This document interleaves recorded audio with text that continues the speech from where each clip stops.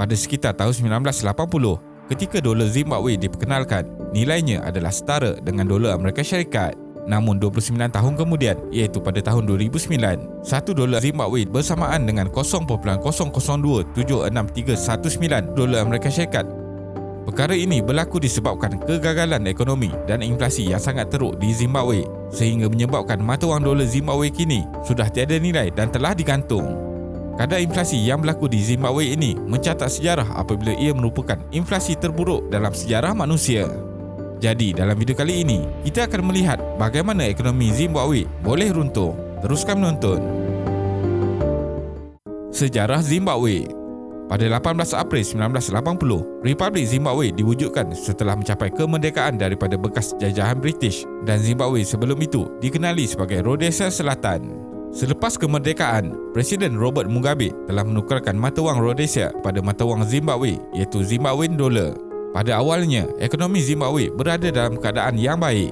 Pengeluaran gandum untuk tahun tanpa kemarau adalah lebih tinggi berbanding tahun-tahun sebelumnya.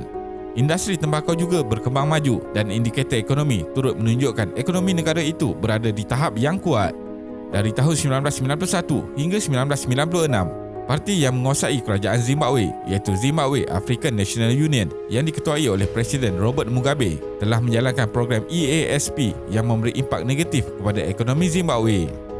Krisis ekonomi di negara ini bermula sejak tahun 1988 apabila kadar faedah yang tinggi dan inflasi mencetuskan rusuhan dan sokongan besar-besaran untuk Kongres Kesatuan Sekerja Zimbabwe yang diketuai oleh Morgan. Tahun berikutnya, Bank Dunia dan Tabung Kewangan Antarabangsa pula menangguhkan bantuan kepada Zimbabwe kerana perbezaan dasar dengan kerajaan. Pada tahun 1990-an, kerajaan telah mengimplementasi reformasi tanah yang bertujuan menghalau pemilik tanah orang berkulit putih dan memberikan tanah tersebut kepada petani berkulit hitam. Malangnya, petani berkulit hitam ini tidak mempunyai sebarang pengalaman atau latihan dalam pertanian. Krisis ini berterusan dari tahun ke tahun dan seterusnya sampai ke kemuncak krisis apabila nilai mata wang Zimbabwe dolar tidak boleh digunakan lagi akibat masalah hyperinflasi yang melanda ekonomi negara tersebut. Apa itu inflasi? Secara amnya, inflasi bermaksud kenaikan paras harga umum, atau dengan kata lebih mudah, inflasi bermaksud kenaikan harga terhadap kebanyakan barangan dan servis. Harga bagi kebanyakan barangan seperti rumah, pakaian, makanan, pengangkutan, minyak dan pelbagai barang keperluan harian harus meningkat dan terus meningkat untuk tempoh yang lama untuk inflasi dikatakan berlaku dalam ekonomi sesebuah negara. Jika hanya harga beberapa barangan atau servis sahaja yang meningkat, ia tidak semestinya merujuk kepada inflasi. Namun, kadang-kadang tahap inflasi meningkat secara mengejut akibat peristiwa yang berlaku di luar kawalan pemerintah, termasuklah kesan pengangguran, nilai mata wang yang jatuh serta ketidakstabilan politik. Jadi, dapat disimpulkan bahawa ia menjadi tanggungjawab pihak kerajaan yang memerintah sesebuah negara untuk menjalankan tugas mereka dengan bijak bagi menentukan langkah dalam menstabilkan harga. Punca inflasi di Zimbabwe. Sebab terbesar berlakunya hyperinflasi yang tidak terkawal ini adalah kerana kerajaan telah mencetak wang dengan kadar yang melampau. Kerajaan Mugabe mencetak wang yang banyak untuk membiayai pembabitan dalam Republik Demokratik Kongo serta untuk memenuhi kehendak kewangan semasa Perang Kongo Kedua, termasuklah untuk memenuhi tuntutan gaji yang tinggi untuk pegawai kerajaan dan juga tentera. Selain itu, Transparency International meletakkan Zimbabwe di tangga ke-157 berkaitan korupsi institusi. Ini kemudiannya menyebabkan kepercayaan dan keyakinan terhadap negara di masa hadapan serta mata wang semakin lemah. Dasar ekonomi yang menghampakan oleh kerajaan juga menjadi punca berlakunya hyperinflasi. Reformasi tanah mengurangkan hasil pertanian seterusnya memberi kesan kepada ekonomi Zimbabwe, terutamanya kepada pertanian tembakau yang mewakili 1/3 pendapatan daripada pertukaran asing negara. Industri pembuatan juga mengalami kejatuhan berikutan pimpinan yang tidak berpengalaman. Hyperinflasi di Zimbabwe. Hyperinflasi berlaku di Zimbabwe apabila kerajaannya mula merampas ladang komersial pada tahun 2000. Tindakan ini telah menyebabkan pelabur asing melarikan diri, industri perkilangan terhenti dan mata wang asing yang diperlukan untuk membeli barangan import mula berkurangan, seterusnya menyebabkan kenaikan harga yang mendadak. Pada November 2005, inflasi di Zimbabwe meningkat sebanyak 400% dan hampir 600% pada Januari 2006. Ia semakin melambung tinggi apabila kerajaan Zimbabwe mengumumkan bahawa mereka perlu membayar sebanyak 221 juta US dolar kepada tabung kewangan antarabangsa bagi menampung tunggakan yang juga mengancam keanggotaan Zimbabwe dalam organisasi tersebut. Pada ketika itu, rakyat Zimbabwe tidak menggunakan duit shilling walaupun terdapat sen dalam harga barangan.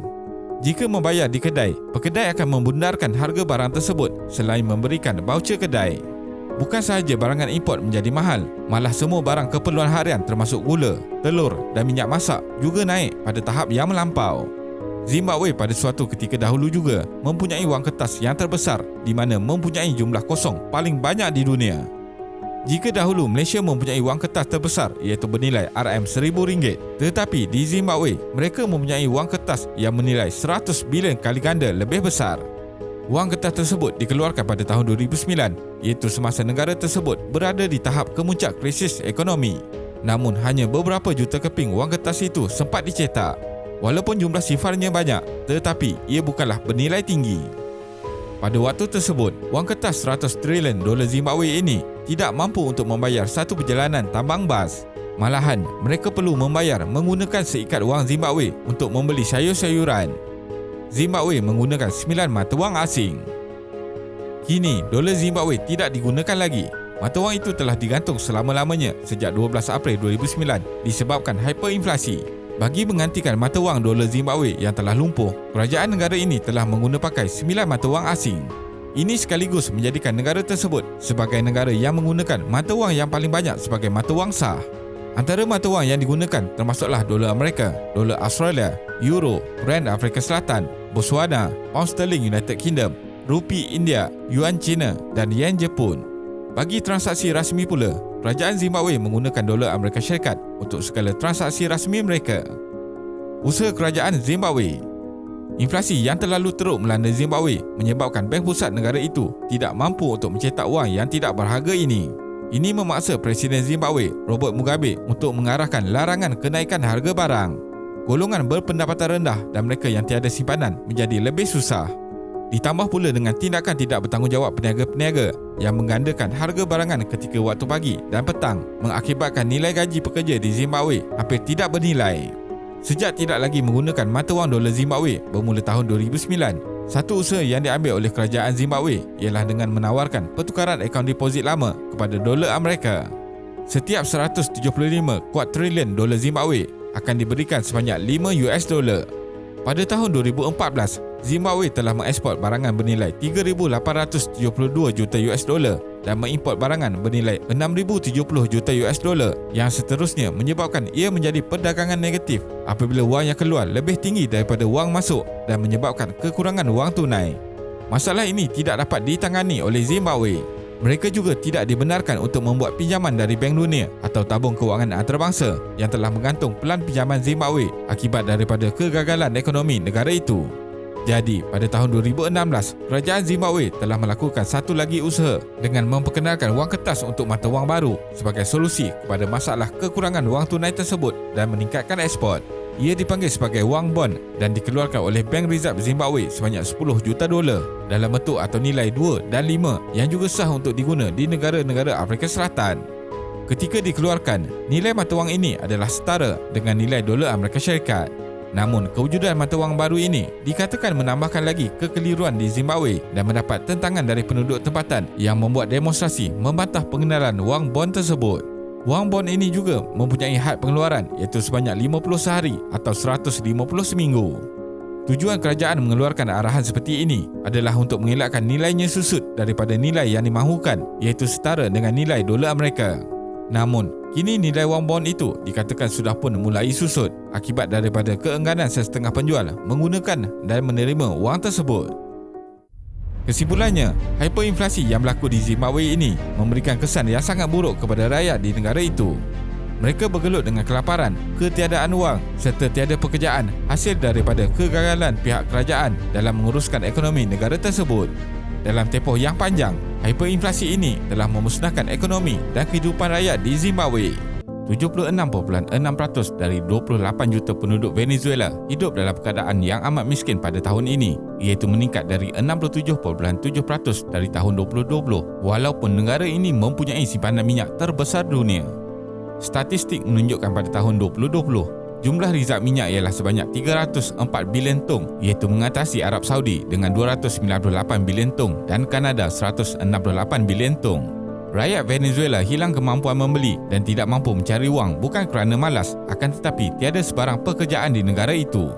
Sektor awam hanya dapat membayar gaji sebanyak $3 sebulan, iaitu sekitar RM12.50, manakala peluang di sektor swasta sangat sedikit. Tahun ini adalah tahun ke-7 kegawatan ekonomi ditambah dengan ketidakstabilan dalam politik yang menyebabkan barangan asas kritikal seperti makanan dan ubatan sukar diperolehi. Jadi, dalam video kali ini, kita akan melihat bagaimana negara yang kaya dengan sumber minyak iaitu Venezuela mengalami krisis ekonomi terbesar dalam sejarah. Teruskan menonton. Venezuela dan minyak. Kekayaan yang dikecapi oleh Venezuela adalah selepas telaga minyak yang besar ditemui pada tahun 1922 iaitu Maracaibo Basin. Akan tetapi, hasil minyak dibolot oleh pemimpin diktator yang korup dengan lebih 100 syarikat dari luar yang dibenarkan beroperasi di Venezuela. Pada tahun 1928, Venezuela berjaya menjadi pengeksport minyak kedua terbesar dunia selepas Amerika Syarikat. Pemerintah hanya bergantung kepada hasil minyak, manakala industri pertanian amat terhad kerana tanah hanya dimonopoli oleh beberapa keluarga kelas atasan. Rakyat ketika itu merasakan hasil kemewahan sebenar hanya dinikmati oleh 20% golongan atasan yang membolot 80% hasil pendapatan negara. Pada tahun 1958, pemerintah diktator dan korup Marcos Pérez Jiménez berjaya digulingkan. Kemudiannya, dua parti terbesar mentadbir bersama secara demokrasi. Pada tahun 1950-an dan 1960-an, Venezuela adalah termasuk antara 20 negara paling kaya jika diukur dengan hasil pendapatan per kapita. Venezuela adalah pengeluar minyak kedua terbanyak sehingga tahun 1960 dan selepas itu digantikan oleh Kesatuan Soviet, pengeksport minyak utama sehingga awal 1970-an. Kerajaan ketika itu mampu memberikan pinjaman kewangan dengan kadar faedah yang rendah, kemudahan awam cuma dan memastikan nilai kadar tukaran mata wang yang tinggi bagi membolehkan barangan import untuk keperluan rakyat dibawa masuk. Rakyat Venezuela menikmati kehidupan yang selesa dengan limpahan hasil minyak dan ahli politik juga menjadi semakin berkuasa. Pada tahun 1973, Persatuan Minyak OPEC mengenakan sekatan embargo ke atas Amerika Syarikat dan Venezuela mendapat keuntungan yang banyak dengan harga minyak yang meningkat sehingga 4 kali ganda. Namun pada akhir tahun 1980-an, harga minyak merosot menyebabkan hutang negara bertambah dan ekonomi mula merosot. Venezuela akhirnya terpaksa mendapatkan bantuan IMF dan membuat perubahan dalam dasar ekonomi seperti penarikan subsidi kepada rakyat yang menyebabkan harga barangan dan minyak meningkat mendadak. Keadaan menjadi semakin buruk dan pada 27 Februari 1989 berlaku rusuhan besar yang dikenali sebagai Caracazo disebabkan rakyat sudah mula tertekan dengan situasi kegawatan ekonomi serta kenaikan harga barangan. Kira-kira 2,000 orang terbunuh dalam ketegangan dengan anggota keselamatan di bandar Caracas. Venezuela di bawah Hugo Chavez. Venezuela tidak boleh dipisahkan dengan nama Hugo Chavez iaitu bekas presiden yang memerintah dari tahun 1999 hingga 2013. Ketika awal 1990-an, reformasi ekonomi yang cuba dilakukan kerajaan tidak berjaya kerana rakyat tidak dapat menerima bahawa Venezuela yang dahulunya mewah kini dalam situasi kemerosotan ekonomi. Hugo Chavez kemudian memenangi pilihan raya pada tahun 1999 selepas beliau dipenjarakan selama 2 tahun dan mendapat pengampunan. Beliau adalah pendukung ideologi sosialis dan melakukan reformasi terhadap cara pentadbiran dengan membuat perlembagaan baru untuk membolehkan polisi sosial dan ekonomi negara dibangunkan bagi semua rakyat dengan menggunakan hasil minyak negara. Untuk sedekat seterusnya, Hugo Chavez mengeluarkan perbelanjaan yang besar untuk sektor pendidikan, kesihatan, perubatan dan perumahan bagi 30 juta rakyatnya. Hasil minyak digunakan untuk menghapuskan perbezaan kelas sosial rakyat dan kemiskinan berjaya dikurangkan dari 70% pada tahun 1999 kepada 30% pada tahun 2013. Venezuela menjadi negara sosialis secara formal apabila kerajaan membeli semua syarikat-syarikat swasta yang penting termasuk syarikat telekomunikasi serta bank komersial terbesar Banco di Venezuela pada tahun 2009. Kerajaan juga mengawal sepenuhnya harga barangan keperluan menyebabkan pengusaha perniagaan mula menghentikan pengeluaran disebabkan tiada keuntungan. Akan tetapi, Hugo Chavez mengabaikan perbelanjaan dalam satu aspek paling penting iaitu pengurusan fasiliti pengeluaran minyak yang menyebabkan pengeluaran minyak semakin menurun. Dutch disease, kebergantungan ekonomi negara kepada satu sumber. Istilah Dutch disease diperkenalkan oleh The Economist pada tahun 1977 bagi menggambarkan kelemahan ekonomi yang berlaku di Belanda apabila sumber gas asli yang banyak ditemui di negara itu telah menyebabkan masalah ekonomi apabila pendapatan negara hanya bergantung kepada satu sumber komoditi yang berubah-ubah harganya di pasaran. 99% dari pendapatan ekspor negara Venezuela adalah dari penjualan minyak. Akan tetapi pelaburan untuk penyelenggaraan bagi aktiviti pengeluaran minyak sangat sedikit. Pengeluaran minyak menjadi semakin menurun semasa pemerintahan Hugo Chavez. Di Venezuela, apabila harga minyak meningkat, membolehkan barangan diimport dengan banyak bagi mencukupkan keperluan yang tidak mampu disediakan oleh sektor pembuatan dalam negara. Akan tetapi, apabila harga minyak mula menjunam, hasil pendapatan negara tidak mencukupi untuk membeli barangan import dan bekalan keperluan mula menjadi terhad. Pengeluarannya pula pernah mencecah sehingga 3.8 juta tong sehari pada tahun 1970-an, tetapi menjadi sekitar ratusan ribu tong sehari. Bermula tahun 2014, harga minyak mula jatuh mendadak dari $100 setong kepada bawah $30 setong pada tahun 2016, menyebabkan Venezuela mula mengalami krisis ekonomi dan politik juga semakin tidak stabil. Venezuela juga terbeban dengan hutang yang banyak disebabkan perbelanjaan besar oleh kerajaan sebelum ini. Hyperinflasi. Bayangkan situasi di mana pengguna mahu membuat pembelian di kedai, akan tetapi semua barangan yang ada tidak diletakkan tanda harga. Ini kerana harga barangan tersebut mungkin akan berubah dalam tempoh sejam selepas itu, atau boleh terjadi tiada langsung barangan untuk dibeli termasuk makanan dan ubatan. Hyperinflasi ialah kadar inflasi yang berlaku melebihi 50% pada bulan tersebut dan naik dengan sangat cepat. Kegawatan ekonomi menyebabkan bank mula mencetak wang dengan agresif, seterusnya hilang nilai sebenar. Harga barangan naik secara mendadak dengan rakyat yang tiada sumber pendapatan dan tiada pelaburan asing dari luar yang masuk. Selain itu, semakin ramai yang hilang kepercayaan dengan mata wang sesebuah negara dan akan menjualnya, turut memburukkan lagi keadaan. Oleh sebab tidak yakin dengan mata wang negara sendiri, kerajaan dan rakyat mungkin akan memilih untuk menggunakan mata wang asing yang lebih stabil. Rakyat juga memilih untuk melakukan sistem barter bagi mendapatkan makanan dan barangan asas. Kadar hyperinflasi meningkat dari 9.02% kepada 10 juta peratus sejak 2018. Pengucupan ekonomi pula telah mencecah 65% sejak 2013 hingga 2019. Kerajaan Venezuela telah mengambil langkah membuang 5 angka sifar pada mata wang Bolivar, iaitu menurunkan nilainya sebanyak 95%. Ini merupakan penurunan nilai mata wang paling besar dalam sejarah dunia moden. Sebelum perubahan mata wang dilakukan, harga 2.4 kg ayam adalah bersamaan dengan 14.6 juta Bolivar dan pembeli terpaksa membawa bersamaan 73 cm tinggi wang 1000 Bolivar. Pemerintahan Venezuela ketika ini. Venezuela yang dipimpin oleh Presiden Nicolas Maduro yang dipilih sendiri oleh Hugo Chavez sebelum kematiannya akibat kanser pada tahun 2013. Kini, keadaan politik adalah sangat tidak stabil dan Maduro dituduh tidak telus dalam pilihan raya yang diadakan pada tahun 2018 dan menang di atas faktor sokongan tentera sahaja. Pilihan raya tersebut dianggap tidak sah oleh Amerika Syarikat dan beberapa negara Kesatuan Eropah yang juga menyebabkan sekatan ekonomi terhadap Venezuela. Walaupun tidak disukai oleh beberapa kuasa barat, China, Rusia dan Cuba telah membantu mengekalkan kuasa Presiden Maduro dengan memberi pinjaman wang, senjata dan pengurusan politik. China dan Rusia memberi pinjaman dan pelaburan bernilai ratusan bilion $, sejak sedekat yang lepas. China mampu memberi pinjaman yang sangat besar yang juga mengejutkan pihak IMF. Venezuela pula mengeksport minyak dengan harga yang lebih murah kepada China dengan jumlah 350,000 tong sehari pada awal tahun 2019. Walaupun mendapat amaran dari Amerika Syarikat, aktiviti pengeksportan ini diteruskan dengan kerjasama syarikat minyak dari Rusia.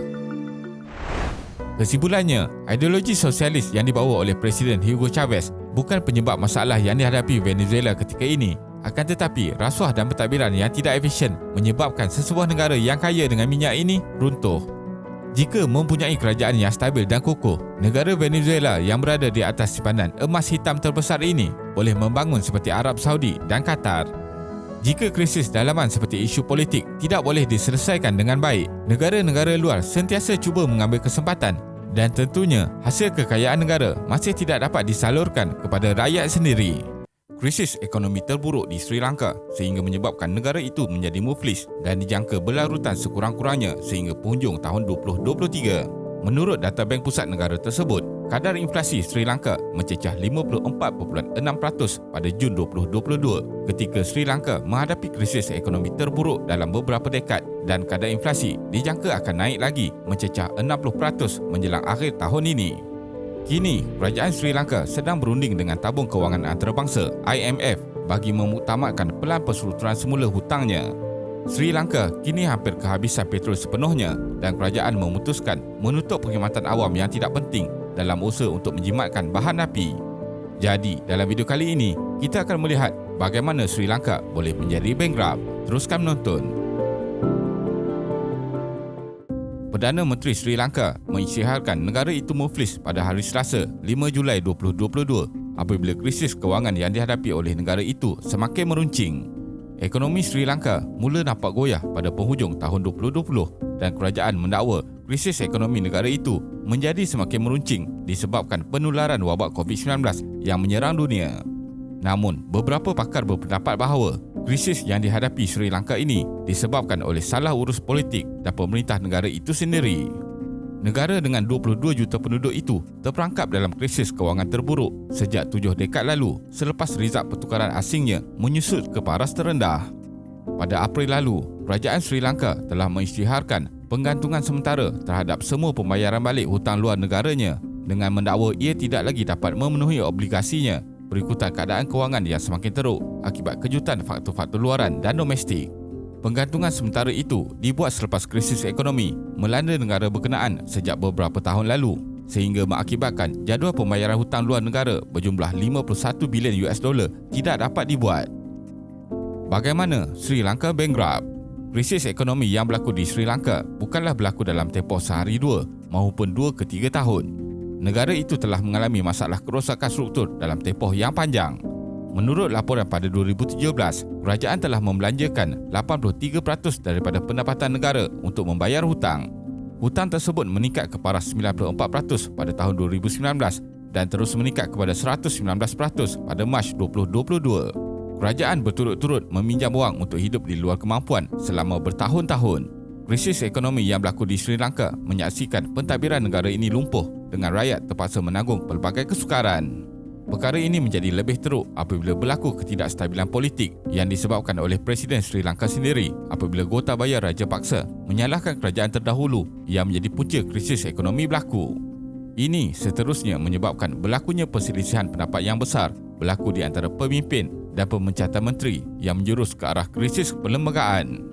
Masalah perebutan kuasa, nepotisme dan kronisme juga menjadi punca utama kepada ketidakstabilan politik di Sri Lanka yang seterusnya membawa kepada krisis ekonomi yang menghancurkan negara tersebut. Menurut Menteri Sekitar Sri Lanka, Mahinda Amarawira, cabaran utama yang dihadapi Sri Lanka ialah krisis dolar Amerika Syarikat. Dana yang diperoleh negara tidak mencukupi untuk membayar hutang negara. Ini adalah masalah sistem wang fiat yang berdasarkan nilai dolar Amerika Syarikat. Impak kepada ekonomi dan rakyat.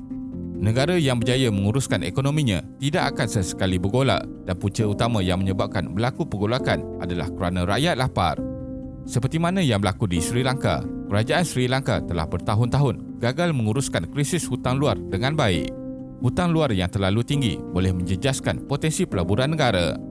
Jika selama ini ekonomi Sri Lanka ibarat terkapai-kapai di tengah lautan, tetapi apabila COVID-19 melanda negara, ekonomi negara diibaratkan terus tenggelam.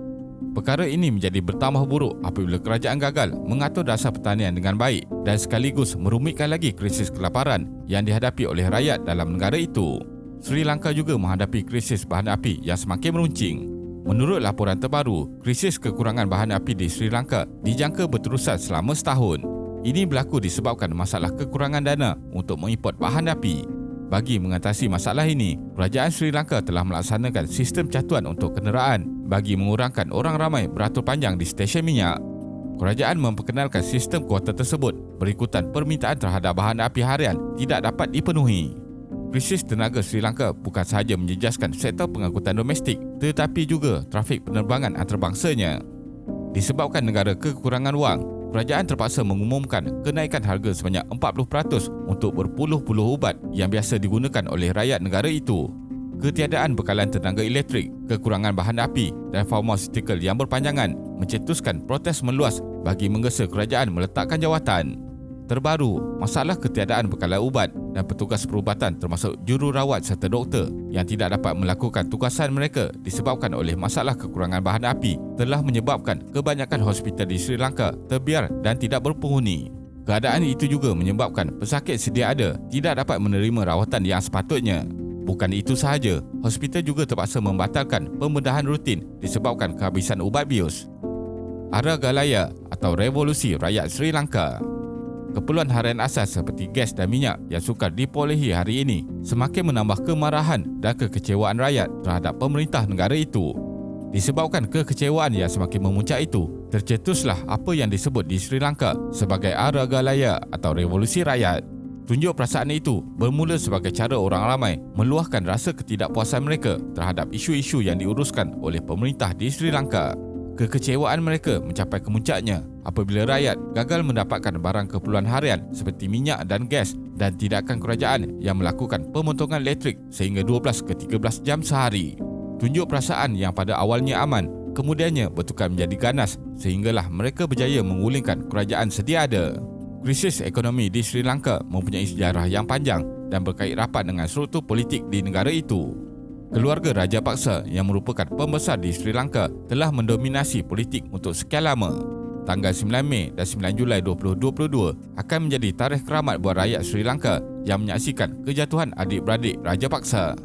Pada 9 Mei lalu, Mahinda Rajapaksa yang pernah menikmati majoriti di Parlimen akhirnya terpaksa meletakkan jawatan sebagai Perdana Menteri selepas insiden pertempuran ganas antara puak penyokong beliau dan kumpulan protes anti kerajaan di ibu kota. Kira-kira 2 bulan kemudian, adiknya yang juga Presiden Sri Lanka, Gotabaya Rajapaksa pula menerima nasib sama setelah kediaman rasminya di Colombo diserbu masuk dan ditawan puluhan ribu peserta protes hingga memaksanya bersembunyi sebelum melarikan diri ke Singapura. Pemimpin berusia 73 tahun itu akhirnya digulingkan oleh Aragalaya atau Perjuangan Rakyat menentang Presiden ke-8 tersebut yang memegang kuasa sejak 2019. Kesimpulannya, apa yang berlaku di Sri Lanka boleh dijadikan pengajaran untuk semua rakyat dan pemerintah dunia. Sri Lanka mengalami krisis ekonomi yang teruk dan ini berpunca daripada kegagalan kerajaan dalam menguruskan aset-aset dan kewangan negara. Gotabaya bukanlah satu-satunya pemimpin yang digulingkan akibat krisis ekonomi. Sejarah telah membuktikan bahawa krisis ekonomi merupakan penyebab utama kepada revolusi. Pembaziran, rasuah dan urus tadbir yang lemah menyumbang kepada permasalahan ekonomi lantas membangkitkan kemarahan orang ramai. Lubnan pada hari ini berdepan krisis ekonomi yang sangat teruk.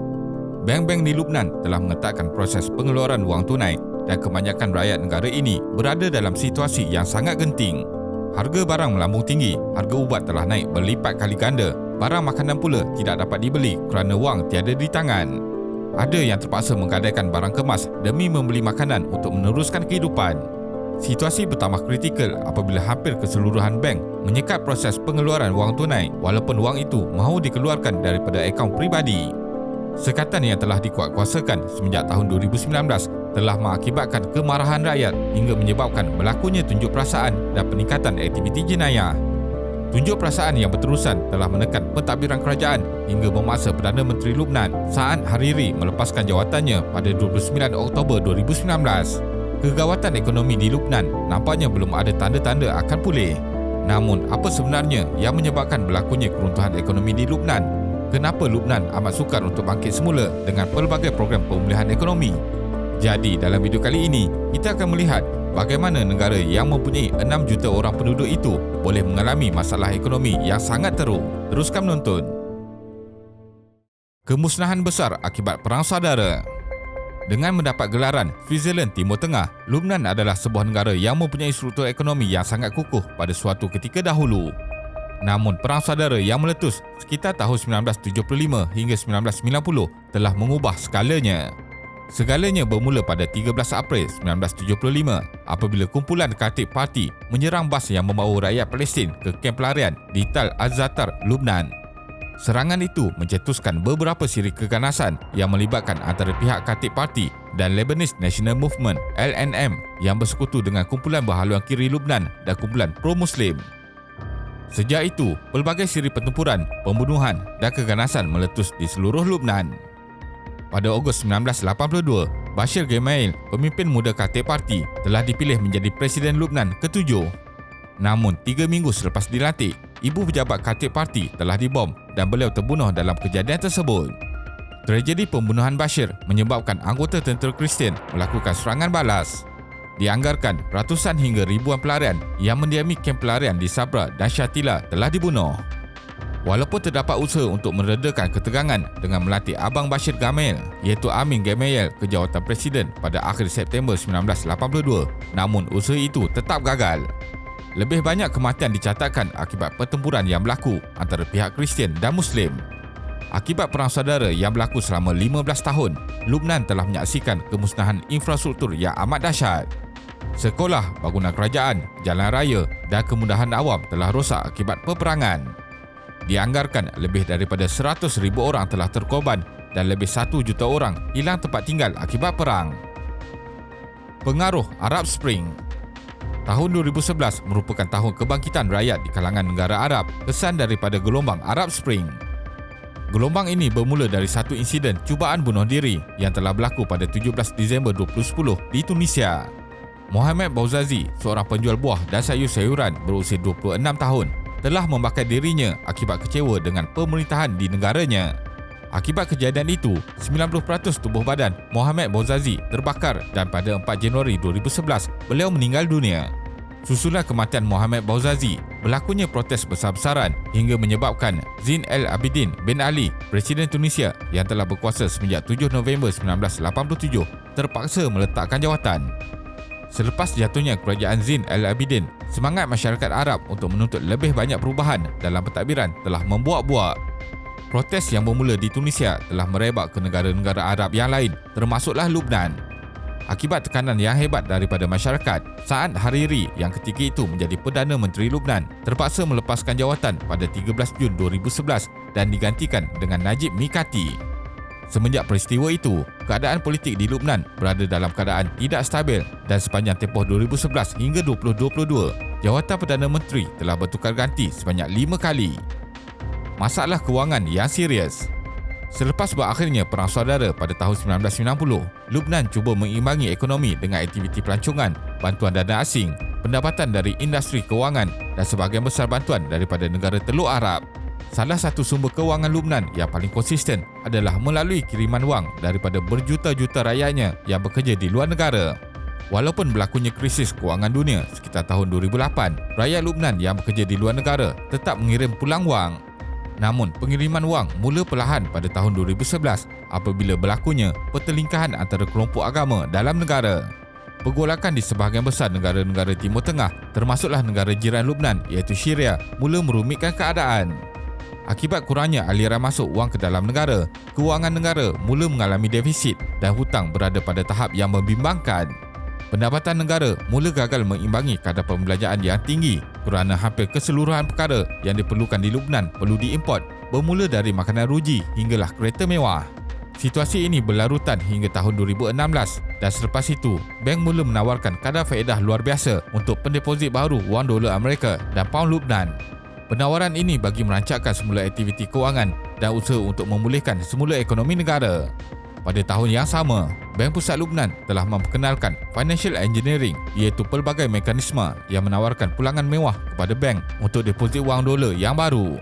Program pemulihan kewangan ini diketuai oleh Riyad Salameh, bekas pegawai bank Merrill Lynch. Walaupun pada mulanya langkah ini nampak menarik, tetapi ianya tidak terjadi seperti yang digambarkan. Peningkatan nilai mata wang dolar menyebabkan meningkatnya nilai dalam rizab asing.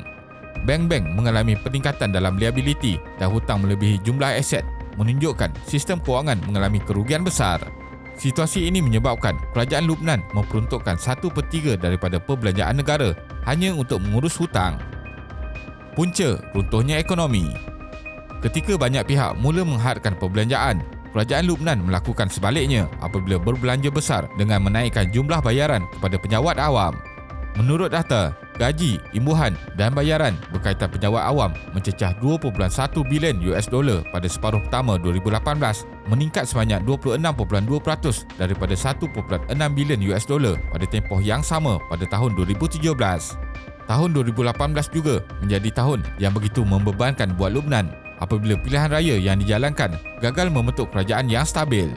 Ketidakstabilan politik telah menyebabkan berbilion-bilion bantuan dana dari negara luar ditarik balik. Ini merumitkan keadaan kerana sudah bertahun-tahun lamanya Lubnan begitu bergantung dengan bantuan dana asing. Kemuncak pergolakan dalam negara meletus pada Oktober 2019 apabila kerajaan pimpinan Saad Hariri berhasrat mengenakan cukai terhadap aplikasi WhatsApp. Cukai akan dikenakan terhadap pengguna yang membuat panggilan daripada aplikasi WhatsApp dan ini sememangnya mencetuskan kemarahan sebahagian besar rakyat. Protes besar-besaran dilakukan di seluruh negara untuk membantah cadangan tersebut.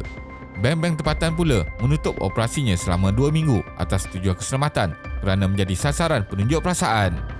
Akibat tekanan yang kian memuncak, ditambah pula dengan ketegangan yang berlaku dalam negara, Saad Hariri mengumumkan peletakan jawatannya sebagai Perdana Menteri Lubnan pada 29 Oktober 2019.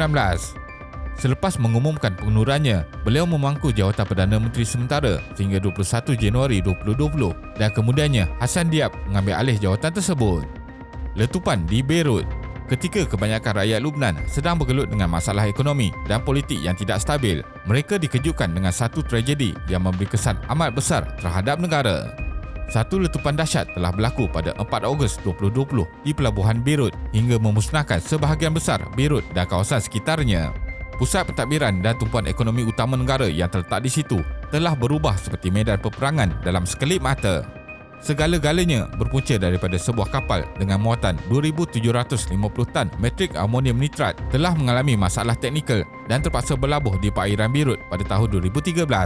Difahamkan kapal itu dimiliki oleh ahli perniagaan Rusia dan sedang dalam perjalanan dari Georgia menuju ke Mozambik. Kapal itu kemudian disita oleh pihak berkuasa Lubnan kerana gagal membayar cukai pelabuhan. Akhirnya pada tahun 2014, muatan dari kapal dipunggah dan disimpan di dalam gudang yang terletak di pelabuhan Beirut. Hasil rampasan yang terdiri daripada amonium nitrat begitu berbahaya jika disimpan dalam keadaan yang tidak selamat kerana bahan tersebut adalah sejenis bahan yang digunakan untuk menghasilkan baja dan bahan letupan. Walaupun kerajaan Lubnan telah berkali-kali diberikan amaran tentang bahaya yang akan terjadi, namun tiada tindakan susulan dilakukan. Akhirnya, bahan rampasan yang disimpan di gudang telah meletup dan memusnahkan sebahagian besar kawasan Beirut. Dianggarkan seramai 218 orang maut, 7,000 mengalami kecederaan dan 300,000 orang hilang tempat tinggal. 70,000 unit rumah juga dilaporkan rosak dan nilai kerugian akibat letupan tersebut dianggarkan berjumlah 3.8 hingga 4.6 bilion US dolar. KDNK merosot dengan ketara. Terkesan dengan ketidakstabilan ekonomi, politik, penularan COVID-19 dan kejadian letupan di Beirut, aktiviti ekonomi Lubnan merosot dengan amat ketara. Pada tahun 2018, keluaran dalam negara kasar KDNK Lubnan dicatatkan sebanyak 55 bilion US dolar. Namun nilainya menjunam ke paras 20.5 bilion US dolar pada tahun 2021 dan nilai KDNK per kapita negara merosot sebanyak 37.1%. Kemerosotan dalam aktiviti ekonomi telah menyebabkan rakyat Lubnan sukar untuk mendapatkan bekalan makanan dan ubat-ubatan. Mereka terpaksa beratur berjam-jam lamanya hanya untuk membeli satu beg roti. Harga makanan bersubsidi semakin meningkat setiap hari dan keadaan semakin merumitkan apabila kedai-kedai membuat catuan jualan. Gangguan bekalan elektrik juga dilaporkan semakin kerap terjadi hingga ia menjadi perkara biasa kerana kekurangan bahan api. Dengan keadaan aktiviti ekonomi yang berada pada tahap sangat kritikal, Timbalan Perdana Menteri Lubnan mengambil keputusan untuk mengumumkan bank-bank tempatan dan negara Lubnan sendiri telah muflis. Beliau mengumumkannya sendiri pada 4 April 2022 dengan mengambil kira keadaan institusi-institusi kewangan tidak lagi berupaya menyediakan wang yang mencukupi untuk negara. Kesimpulannya, Lubnan memerlukan satu tindakan pemulihan yang konsisten bagi memulihkan semula keadaan ekonomi negaranya. Keadaan rakyat yang menderita dan kesukaran mendapatkan makanan perlu diselesaikan secepat mungkin demi mengelakkan lebih banyak masalah yang terjadi pada masa akan datang. Pemimpin-pemimpin yang dilantik untuk mentadbir negara perlu melaksanakan tanggungjawab dengan berusaha mencari jalan keluar terhadap krisis yang berlaku. Rakyat Britain dijangka akan berdepan dengan kemelesatan ekonomi selama 2 tahun dengan Bank Pusat iaitu Bank of England memberi amaran bahawa negara itu bakal mengalami kegawatan paling lama sejak 1920. Menurut perangkaan rasmi, ekonomi Britain menguncup pada suku ketiga berakhir September 2022 lalu dengan peramal memberikan amaran lebih banyak penguncupan akan berlaku dalam bulan-bulan akan datang. Berdasarkan data Pejabat Perangkaan Negara, keluaran dalam negara kasar KDNK negara itu merosot sebanyak 0.2% dalam tempoh Julai hingga September di mana penguncupan ini lebih kecil daripada jangkaan. Walaupun begitu, penguncupan itu dilihat sebagai isyarat bermulanya kemelesatan yang panjang. Penurunan dalam output pembuatan dan cuti tambahan bagi menghormati kemangkatan Ratu Elizabeth II dipercayai antara punca kepada penurunan mendadak segmen runcit. Ekonomi Britain sama seperti negara-negara lain di dunia yang sedang bergelut dengan pencerobohan Rusia ke atas Ukraine telah melonjakkan kos makanan dan tenaga dan meningkatkan inflasi harga pengguna ke tahap paling tinggi dalam tempoh 40 tahun. Akibatnya, Bank of England telah menaikkan kadar faedah utama sebanyak 3 suku mata peratusan kepada 3% pada September lalu dan ini adalah kenaikan terbesar dalam tempoh 3 dekad. Jadi dalam video kali ini, kita akan melihat bagaimana krisis ekonomi United Kingdom boleh berlaku. Teruskan menonton. Suatu ketika dahulu, Britain pernah menjadi sebuah kuasa besar dunia sehingga digelar empayar yang mana matahari tidak pernah terbenam. Dari timur sehingga ke barat dunia, empayar Britain wujud di mana-mana sehingga meliputi 1/5 dunia. 1/4 daripada penduduk dunia pada ketika itu adalah sebahagian daripada empayar tersebut. Empayar itu juga adalah empayar yang paling kaya pernah dicatatkan di dalam sejarah peradaban manusia suatu ketika dahulu. Namun pada hari ini, hal yang sebaliknya pula berlaku. Selepas Brexit dan pandemik COVID-19, United Kingdom hari ini berdepan dengan masalah ekonomi yang sangat serius. Situasi menjadi semakin parah apabila berlakunya perang Rusia-Ukraine pada 2022 yang sangat memberi impak kepada United Kingdom sehingga menyebabkan harga makanan dan harga bekalan tenaga iaitu petroleum dan gas asli naik mendadak. Inflasi meningkat begitu drastik sehingga 10.1% dan pengangguran juga terus meningkat. Ramai kanak-kanak mengalami kebeluran kerana ibu bapa mereka tidak mampu membeli makanan. Sehinggakan laporan dari The Guardian mendedahkan ada di kalangan kanak-kanak sangat lapar sehingga mereka terpaksa memakai getah pemadam di sekolah. Ada juga kanak-kanak yang hadir ke sekolah tanpa makan apa-apa sejak waktu makan tengah hari semalam. Situasi ekonomi Britain menjadi sangat buruk apabila nilai pound sterling yang jatuh merudum sehingga menyebabkan kos barang-barang import semakin mahal. Begitu banyak demonstrasi jalanan telah diadakan oleh para pekerja kerajaan hampir setiap hari yang melibatkan pekerja-pekerja kereta api, guru-guru sekolah sehinggalah kepada para doktor dan jururawat di hospital. Mereka menuntut agar kerajaan Britain menaikkan gaji mereka kerana kos sara hidup yang begitu tinggi. Latar belakang United Kingdom. United Kingdom of Great Britain and Northern Ireland atau lebih dikenali sebagai United Kingdom dan Britain ialah sebuah negara berdaulat yang terletak di luar pesisir pantai barat laut tanah besar Eropah. United Kingdom mengandungi 4 buah negara komponen iaitu England, Scotland, Wales dan Ireland Utara. Nama Britain kadang-kala digunakan untuk merujuk kepada United Kingdom secara keseluruhan.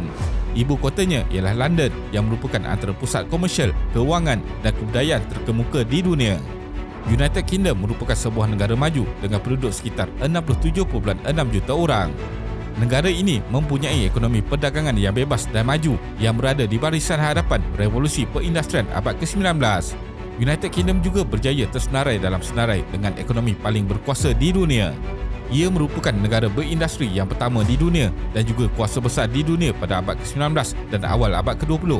Tetapi pengorbanan ekonomi dan sosial akibat dua perang dunia serta kejatuhan empayarnya pada separuh akhir abad ke-20 mengurangkan peranannya sebagai peneraju dalam hal ehwal dunia.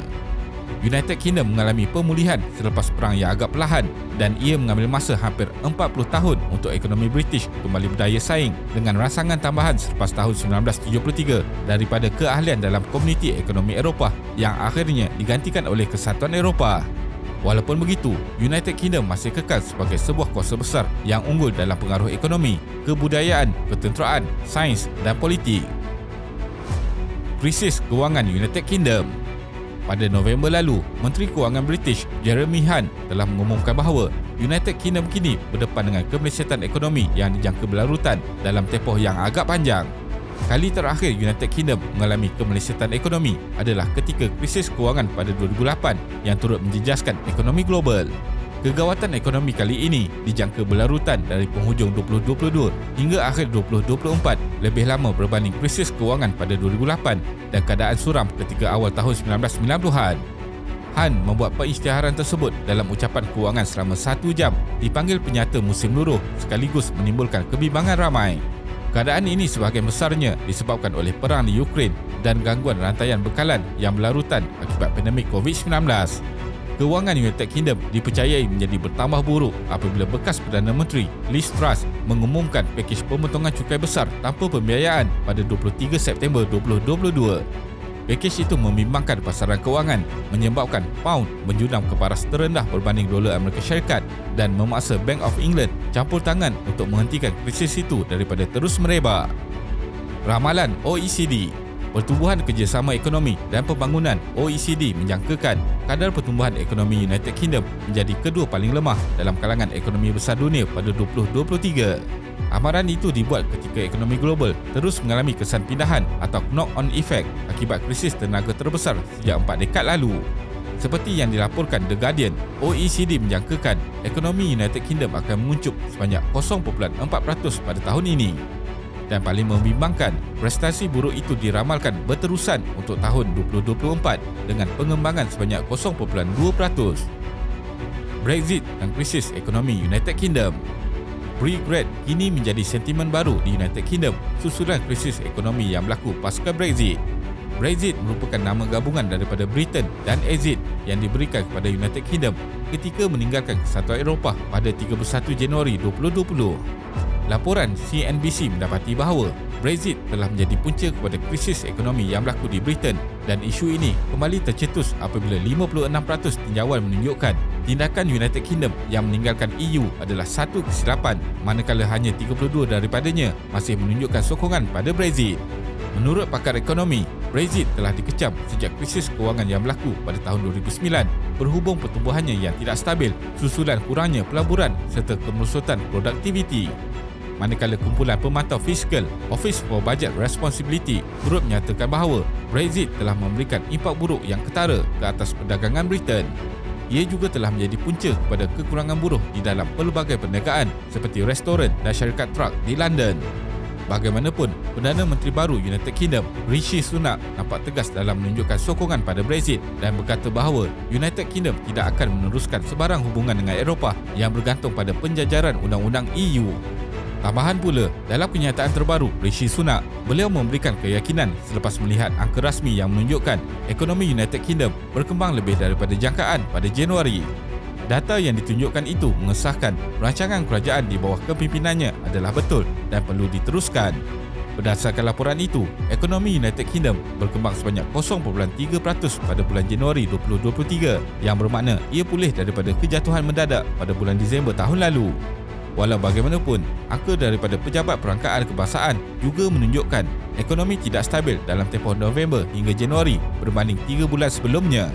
Kembalinya kanak-kanak ke sekolah berikutan ketidakhadiran yang tinggi menjelang sambutan perayaan Christmas pada Disember dan kembalinya bola sepak Liga Perdana Inggeris selepas Piala Dunia dipercayai membantu dalam meningkatkan angka itu.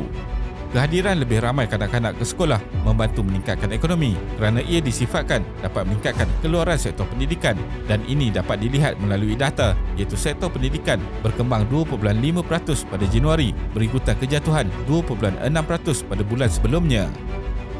Kesimpulannya, krisis ekonomi yang dialami United Kingdom adalah tidak stabil. Kemelesetan biasanya ditarifkan sebagai tempoh 2 atau 3 bulan berturut-turut penyusutan ekonomi. United Kingdom kini terus bergelut dengan kadar kenaikan harga yang tinggi atau inflasi yang membawa kepada tekanan kos sara hidup rakyat. Walaupun berlaku penurunan, tetapi inflasi United Kingdom kekal pada paras tertinggi dalam sejarah selama hampir 4 dekad. Perang yang dilancarkan oleh Israel ke atas Gaza selama lebih sebulan ini telah mengakibatkan kekurangan tenaga kerja di Israel sehingga banyak perniagaan yang terpaksa ditutup. Israel memulakan perang dengan dana yang besar iaitu $200 bilion dalam rizab negara dan berbilion dolar bantuan daripada Amerika Syarikat. Akan tetapi hakikatnya perbelanjaan perang meningkat mendadak, keuntungan hasil negara menurun dan hutang kerajaan bertambah. Menurut laporan dari Reuters, kesan akibat perang Gaza ke atas ekonomi Israel kali ini adalah yang belum pernah dirasai negara itu sejak beberapa dekad. Semasa bom-bom dari Israel menghujani Gaza, Israel juga menghadapi situasi tidak menentu dengan kekurangan tenaga kerja, penutupan perniagaan, siren amaran roket yang sering bergema di bandar-bandar dan penduduk yang cemas terhadap serangan yang tidak dijangka. Kementerian Kewangan Israel menganggarkan kos perang adalah berjumlah sekitar $260 juta sehari. Kerajaan Israel juga telah membuat pinjaman sebanyak $8 bilion sejak dari perang bermula, menyebabkan defisit perbelanjaan meningkat kepada $6 bilion untuk tahun ini. Jadi dalam video kali ini, kita akan melihat bagaimana perang telah menyebabkan krisis ekonomi Israel. IMF menganggarkan KDNK tahunan Israel adalah 564 bilion dan kini hampir separuh dari perniagaan di Israel mengalami penurunan dalam hasil pendapatan menurut satu kaji selidik Biro Statistik Pusat Israel. Antara industri yang paling terkesan ialah pembinaan dan servis makanan, di mana lebih 70% perniagaan dalam sektor tersebut mengalami penurunan hasil pendapatan, terutamanya peniaga kecil.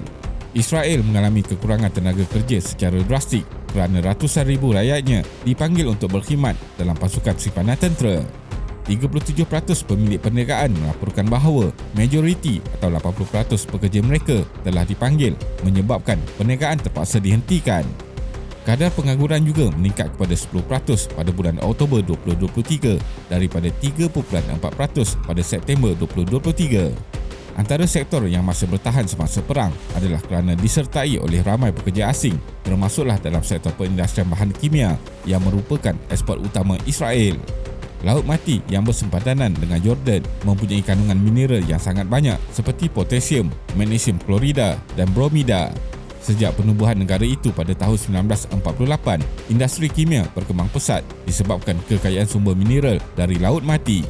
Terdapat 1/10 tenaga kerja dalam sektor ini dari keseluruhan pekerja industri dan industri kimia menyumbang kepada 30% keuntungan semua industri serta 40% ekspor negara.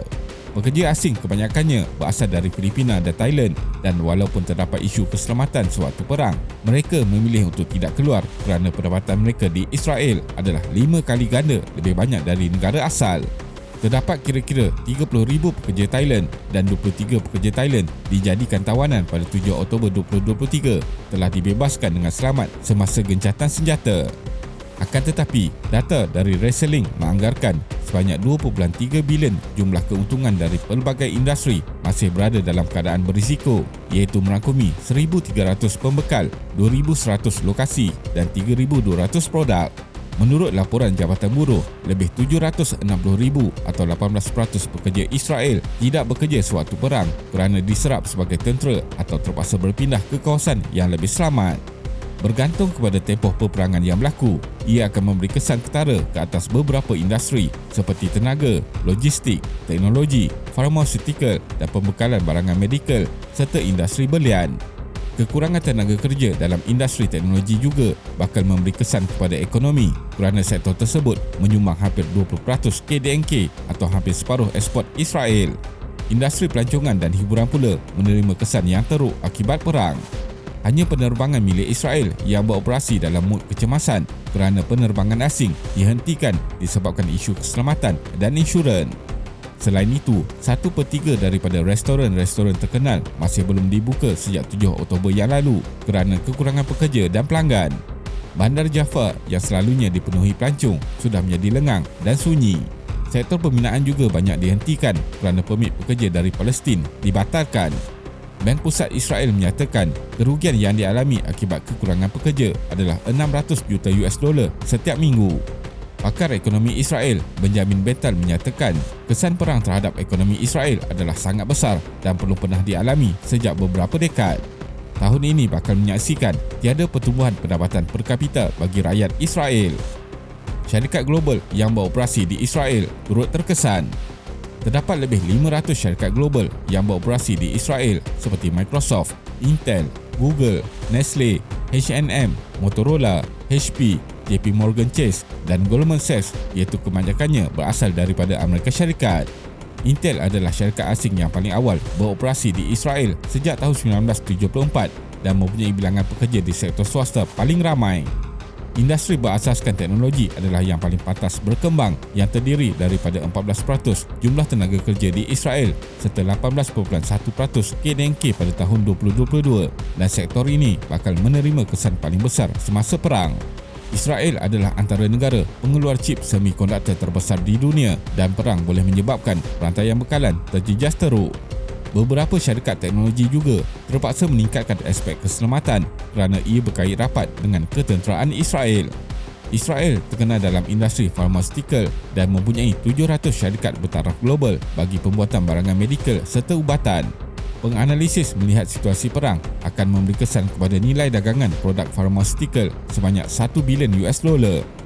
Perang telah mengakibatkan ketidaktentuan dalam rangkaian bekalan, pembuatan barangan, gangguan servis perkhidmatan dan pergerakan tenaga kerja mahir bagi syarikat multinasional. Ini membuktikan konflik geopolitik akan memberi kesan secara langsung kepada perniagaan global. Halangan pengangkutan termasuklah pembatalan jadual penerbangan dan sekatan jalan laut akan memberi impak kerugian berbilion dolar. Beberapa kapal kargo milik usahawan Israel juga telah dirampas setakat ini. Bolehkah ekonomi Israel bertahan untuk perang yang lama? Kerajaan Israel kini berada dalam keadaan tidak stabil dan kaji selidik menunjukkan populariti Netanyahu menurun secara drastik dengan pelbagai protes turut diadakan. Netanyahu adalah seorang yang fasis yang mahukan perang berterusan untuk mengekalkan kuasanya. Jika perang berakhir pada tahun 2024, ekonomi Israel mungkin akan dapat kembali kepada asal dengan cepat disebabkan situasi ekonomi yang sedia ada adalah kukuh dan juga adanya sumbangan dari negara Amerika Syarikat. Leader Capital Markets Israel menyatakan Israel akan menanggung 2/3 daripada jumlah kos perang dan 1/3 lagi ditanggung oleh Amerika Syarikat dalam bentuk bantuan ketenteraan. Amerika Syarikat akan terus menampung sebarang kekurangan senjata seperti menghantar ribuan bom untuk membedil rakyat Gaza. Gaza dijadikan medan ujian senjata terkini pihak barat tanpa tiada lagi kawasan yang selamat untuk penduduk menyelamatkan diri.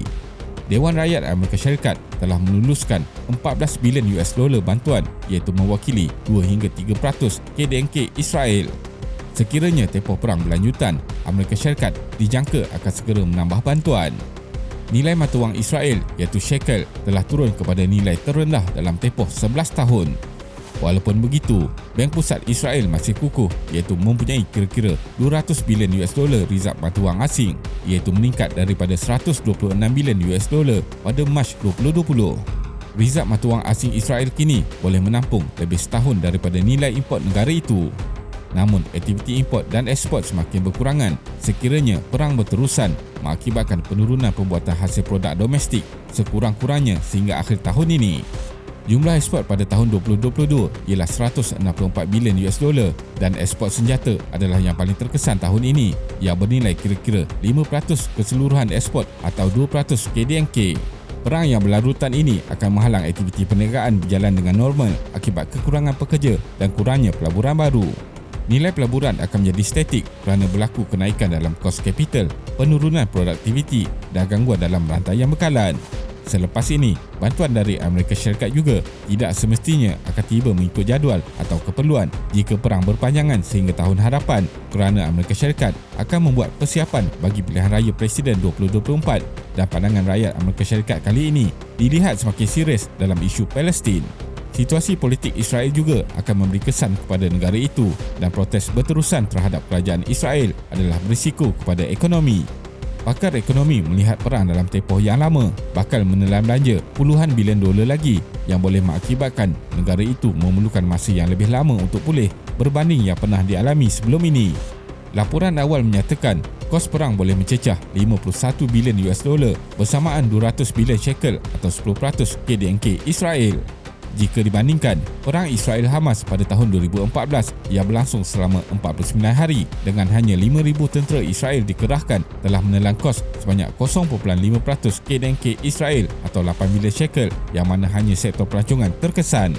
Perang Gaza kali ini melibatkan 360,000 tentera simpanan Israel juga melibatkan pertempuran sengit di selatan Lebanon bakal memberi impak berganda kepada ekonomi Israel.